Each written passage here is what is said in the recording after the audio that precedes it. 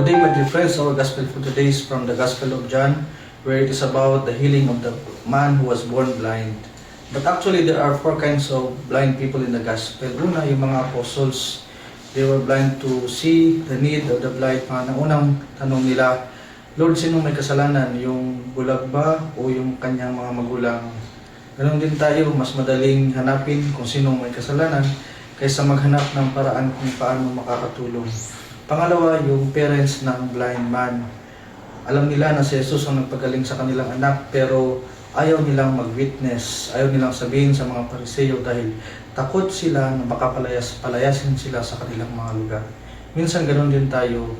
Alam natin ang mga nangyayari, alam natin kung ano ang mali, pero nagbubulag-bulagan tayo dahil takot din tayo. At ang pangatlong bulag ay ang mga Pariseo. Harap-harapan nilang nakikita ang mga ginagawa ni Jesus na kabutihan, mga kanyang mga turo at kanyang mga miracles, pero sarado sila. Ayaw nilang tanggapin si Jesus. Minsan ganoon din tayo. Tayo ay sarado, bulag na bulag, dahil sa ating pride at pagiging makasarili. Ayaw nila ating tanggapin kung ano ang katotohanan.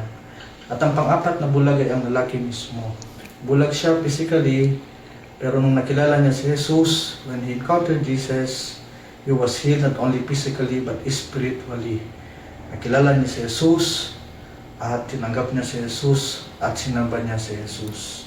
My dear friends, siguro sa mga nakikinig ngayon wala namang bulag. Pero in one way or another, we are also blind spiritually. And so we pray. We pray that God may heal our spiritual blindness so that we may able to accept what is truth, to accept Jesus, and come to worship Him. Amen.